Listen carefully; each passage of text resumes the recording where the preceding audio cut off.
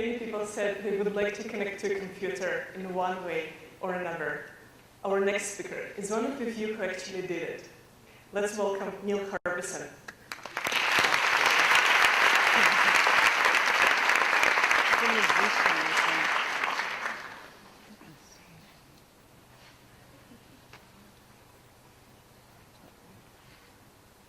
Okay.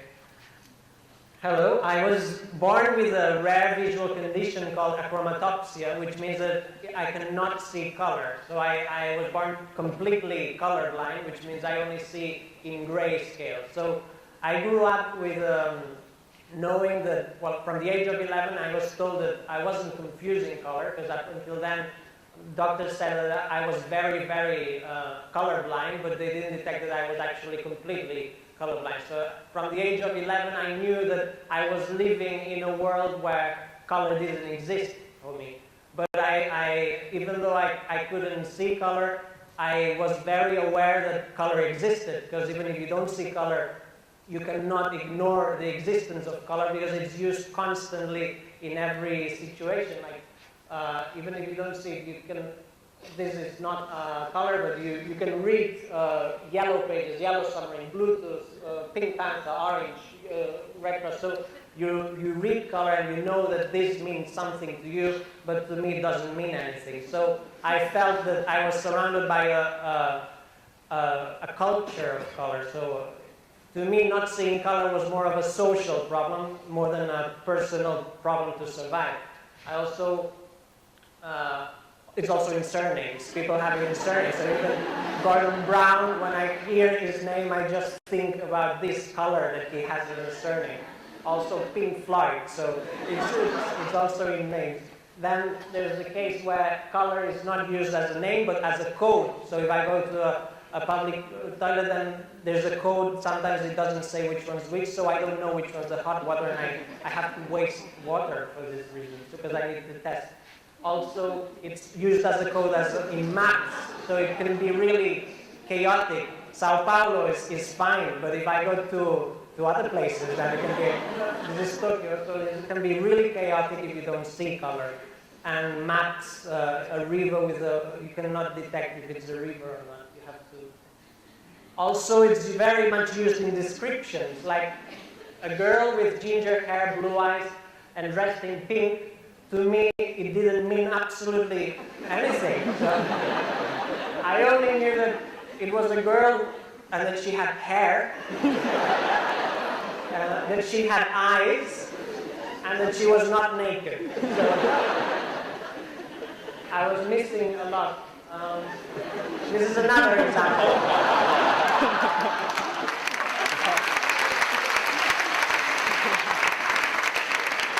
So Italy, France, Ireland, also Peru, they all share the same flag.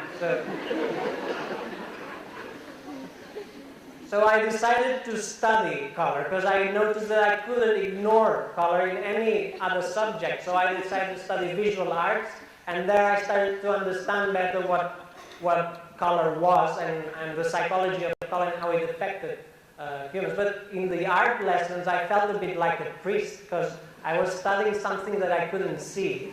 So I really did feel, because it's, I also sometimes doubted if it existed or if it was an illusion that you had, and if it wasn't really there, but you believed that color existed, but it wasn't actually there. So there was no way I could prove that color existed, but I knew that it was there. And then this was one of the most interesting things I studied, that some scientists, starting from Newton and even before, they related color with sound. So sound is something that I could perceive, and I was studying music, so this relationship between color and sound really affected me, and I really started to understand color, because they are both very similar. They are frequencies. Color is a light frequency, sound is an audio frequency. So I felt it was an interesting way of understanding color, but when you compare different theories, you see that none of them coincide with the same color and the same note, so I didn't know which one was right. So when I played the piano, I just created my own scale, and it was also subjective, and it wasn't related to to any of them. But this afterwards helped me. When I went to study music composition in England, I attended the cybernetics lecture, and there I saw that you could use technology to extend senses. Adam Montandon, he talked about the project where you had a sensor at the back of your, with a jacket, and you could feel movement behind you. So I was really interested in this project because it was like having a third eye at the back. And that's exactly what I needed. I needed the third eye to perceive color. So I talked to him and I said, do you think we could create something so that I could perceive color somehow? And he said, sure. So we started a project, and the main question was, how do you want to perceive color?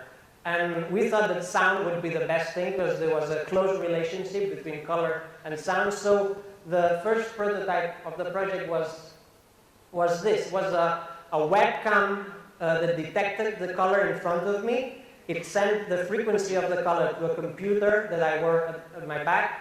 The computer had a software, and it gave me the corresponding note to that frequency.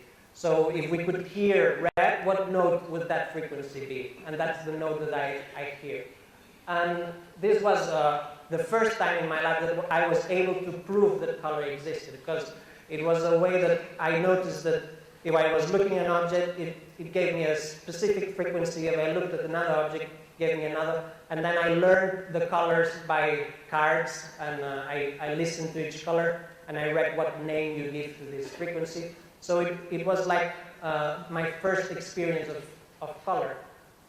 This was in 2004, and it was quite heavy because it was 5-kilo computer, a webcam, and headphones. So it was, at the beginning, it was quite an intense input. The first secondary effect was actually backache because of the 5-kilo computer. And the second was that my ears started to block because I was listening to color, but I was blocking my normal hearing, so it was a bit confusing in the beginning. So this is the first basic scale that I heard. It was basically 7 colors. But then when my brain got used to hearing these colors, we added more colors, and then when I got used to those colors, we added more colors and more and more and more. So we kept adding more colors until we got to 360 microtones in an octave. That was one for each degree of the color wheel. And this is how I hear them. But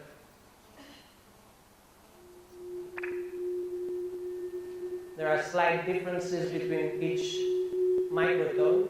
It's like going from red now to tomato, and then to orange. And this keeps going up until we arrive to violet, and then it goes up to red again because it's a color wheel. So it's a color wheel in an octave. It's on YouTube, so I'll pass if you want to hear it. So I was able to perceive hue by notes, but then there was another property of color that I couldn't perceive, which was saturation. So I could know if it was blue, but I didn't know if it was a very vivid blue or a dull blue. So in 2007, we added saturation to the eye. So different saturation levels in different volume levels. So if it's a very vivid red, I hear a higher volume than if it's a dull red.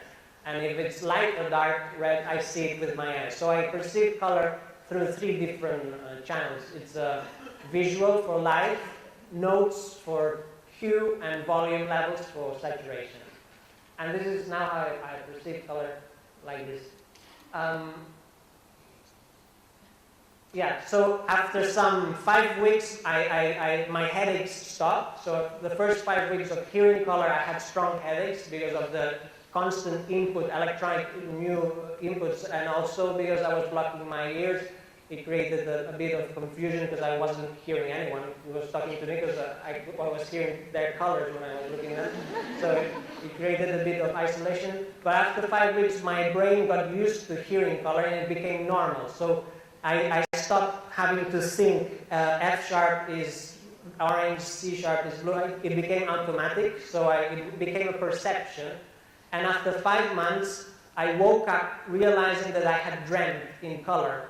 And this was the third step, where color became a sensation. So I started dreaming in color. In my dreams, my brain created different sine waves, which to me related to different colors. And also I started to have a favorite color. So this was the moment when I realized that my brain and the software had really created a new sense of color, and it was normal to perceive color through sound waves. And I realized that being a cyborg was exactly that. It wasn't actually the union between the electronic eye and my head which made me feel cyborg, but it was the moment from I noticed that the software and the brain had created this new sense. So in the same year, 2004, I had a problem because I had to renew my passport, and I wasn't allowed because the British government says that you're not allowed to appear on your passport with electronic equipment. So they didn't accept my photo because I appeared with the electronic eye. So I wrote back to them and I explained to them that I felt that this was not an electronic equipment. It had become a part of my body and an extension of my senses. I wrote this back to them, and they took a while to reply. And when they replied, they said, well, we need further explanation. So I explained it better, and I explained that I really felt that this was not an electronic equipment. It had become something else, a part of my body and an extension of my senses. They wrote back in English, we need a doctor to say that. So I went to my doctor, and then he wrote it, and he explained how this was being worn 24 hours a day, and it was creating a new sense to me. And then after some time, they finally accepted me to appear on my passport. So this made a big difference to my daily life, because now this made me feel that I was officially recognized as part of my body, so no one could force me to take it off, because it happens when I go to supermarkets or public places or cinemas where they don't allow me to go in because they think I'm going to film or I'm doing something illegal. So this helps because it seems that it's more official. So it helps in this way. See? So the eyewear kept evolving. The first thing I did was to cut the headphones in half so that I would only hear voices in one side and colors in the other side. This made it helped me hear people and color at the same time. Then the second thing that I did was to reduce the size of the computer. It was a 3-kilo computer, but I was still carrying it with a backpack. Then the next level was to use Bluetooth instead of having a cable around my head, which looked a bit dangerous sometimes. It was wireless, and also I started using my bone to hear color. And this made a big difference. If you pressure the sound to the skull, then you can hear color, and you don't obstruct the audio, the ears. So I started experiencing this double audio input. The visual sounds would be heard through the bone, and the audio sounds would be heard through the ears. And this made it much of a difference to me. And we kept evolving it smaller and smaller. And the biggest change was to stop using a computer and start using a chip. So now I wear a chip attached to the back of my head, which gives me the sound, and it's pressuring the bone so that I can hear it through the bone. The next level is to have it osteo-integrated. So now there's a hospital in Barcelona that will probably say yes. There's a bioethical group of doctors deciding whether it's ethical or not to have it osteo-integrated, but it's most probable that they will say yes, and then I'll have it screwed inside the bone, and the sound will go directly inside the bone.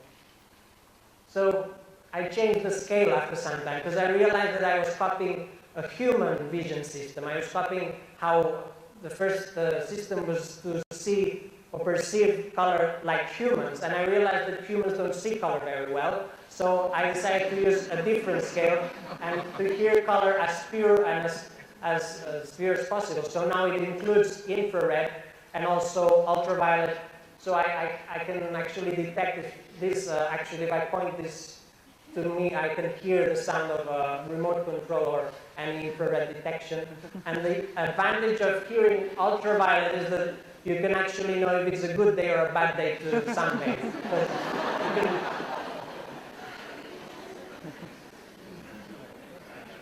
So my life has changed in many ways, like the way I dressed. Before I only dressed in black and white, but now I dress in a way that it sounds good. And that, for example, here I'm dressed in C. So this is a major chord. Here I'm happy here because it's a major chord. Here I would also be happy. It's a F. I can hear salads, and I can actually put the food, display the food in a way that it sounds like a music piece. So I can eat my favorite song as well if I display it properly. So definitely, if salad sounded like Justin Bieber, I'm sure many children would eat more vegetables, and it would change many choices that we do when we eat. This is just a song, and then, so visual art has become music, and supermarkets, they are very, very exciting, because one of the biggest changes is walking along a supermarket, just a really, really nice experience, especially the cleaning zone where there's many, many colors. And I can actually say that Picasso also sounds good because composers have become, well, I mean, painters have become composers now because I can see their paintings and I can hear them at the same time.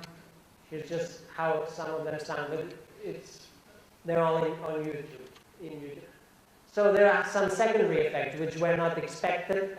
One is that we weren't expecting that the actual sounds would become colors. I was expecting that colors would become sounds, but suddenly I felt that other normal sounds like a telephone line, I perceived the telephone line as a color. So I took the telephone line and I felt that it was green, but the telephone was not green. So this started happening with more and more things, little by little. It started with electronic things, and then it started happening with music, and then it started happening with voice. So I constantly feel or perceive color when I hear normal sounds. And this is, for example, a transposition of Paradiso of Beethoven and into its different notes. So I can actually paint music because each note relates to a color when I hear it. So I can transpose different music into paintings. This is Mozart. Mozart is very yellow. These are the four seasons of Vivaldi, and most people actually know which one's which by the color, but it has the one on the top is winter, summer, spring, and autumn. Yeah. And then, for example, also with speeches. These are two political speeches. One of them is Martin Luther King's speech of I Have a Dream, and the other one is Hitler. So when I have them in an exhibition, I don't tell which one's which. I just ask them, which one do you prefer? So which one do you prefer? Okay, that one's Hitler. And this one's Martin Luther King. Hitler was very multi-colorful. He changed frequency in his speeches. He changed frequency very often, so this has a result of many different colors. Whereas Martin Luther King used high-frequency notes, which were between blue and purple. This is a national anthem also. Another thing I've detected is that cities are not gray, they are actually colorful, and I like to detect the main colors of cities. The main problem with cities is that people say that the stone is gray, but it actually is not. Most times it's an unsaturated yellow or blue, and then this makes people think that cities are gray. Madrid's main colors that I detected are those two, which is amber terracotta. In Lisbon, when I came to scan the city in the streets for 10 days, I detected the main colors were a light yellow and a type of turquoise. And this with each city has its dominant hues. This is just the hue. It doesn't imply the other properties.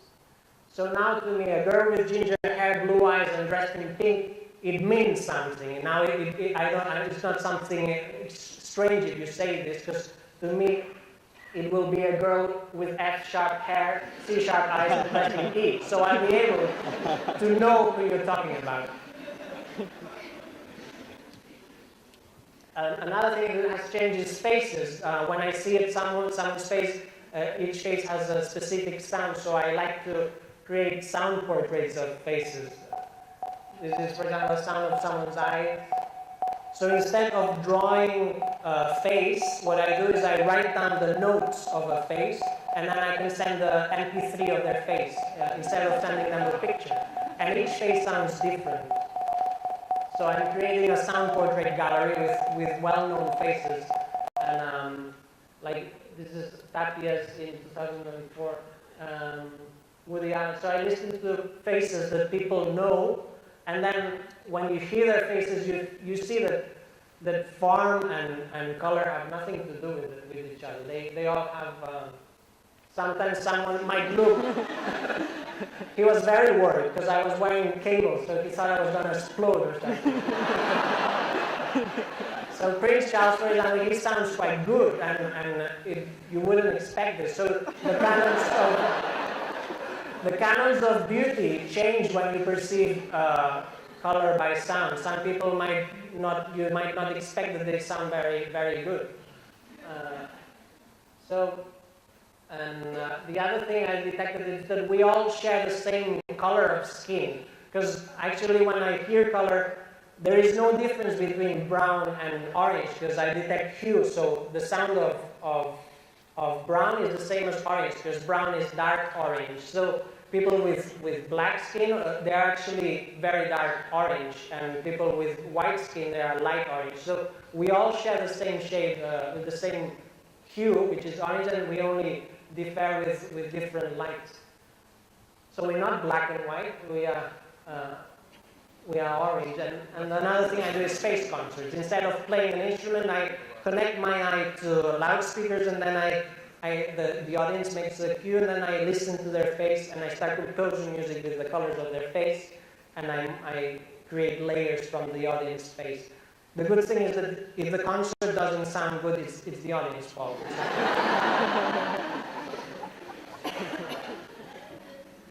So I received many letters from people that wanted to extend their senses as well since 2004. So I decided 2 years ago to create the Cyborg Foundation, which is a project that wants to help other people become cyborgs and extend their senses. So we create different projects every year where we try to create a new sense or extend an existing sense, so by applying technology to the body.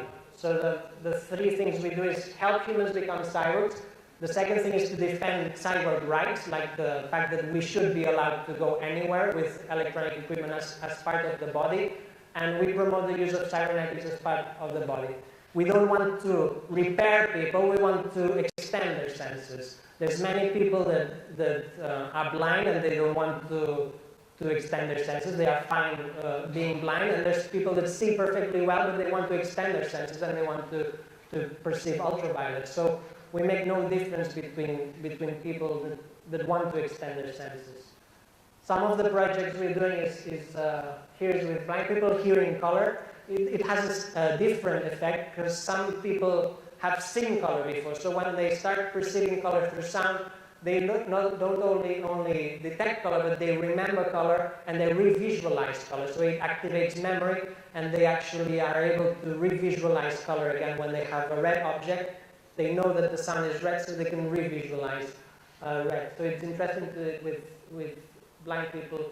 Also in Tibet last year, there was also a woman that could remember color.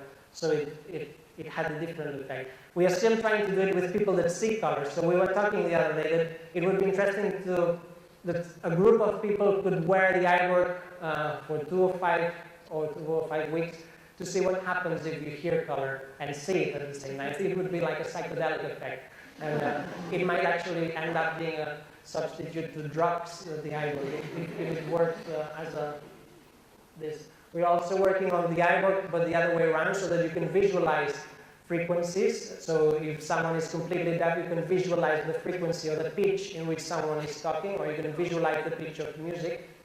Here's some examples, but I'll walk fast. And another project is the speedboard, which is it's two infrared detectors that detect movement and they give electric impulse when there's movement in front of you. So you can detect movement with your eyes shut. But the good thing is that having two allows you to become a radar. So you are able to learn the exact speed depending on the interval. So if it's half a second, you should know what speed this means. So you can. She's actually trying to develop the sense of perfect speed, and then also with the pendule, it allows her to know at what speed she's walking at. So if she needs to be at 1 kilometer in 20 minutes, she should know at what speed she needs to walk in order to arrive just on time. So we are working on this, and we're working on a street in Barcelona that has 8 traffic lights, and we want her to walk in different speeds so that she always gets the traffic light green, so that she never has to wait. So we're experiencing this sense with the two detectors. So to end, I think we are in a century where we are in a transition where we'll stop using technology as a tool and we'll start using it as part of our body. And I think there's 3 main groups: people that use mechanic devices as part of their body, that would be like mechanoids, people that use electronic devices as part of their body, and people that use cybernetic devices as part of their body. So we'll see like 3 main ways of enhancing our bodies and becoming humans. Because I think the fact that when you use electronic devices to modify your body, when you become cyborgs, I think that you actually become more human, because you are modifying yourself with something that has been created by humans. So if you modify yourself, if you modify humans with human creations, you only become more human. So I don't believe in the word post-humanism. I think we will be humans when we become cyborgs, when we really unite ourselves with technology. Thank you very much.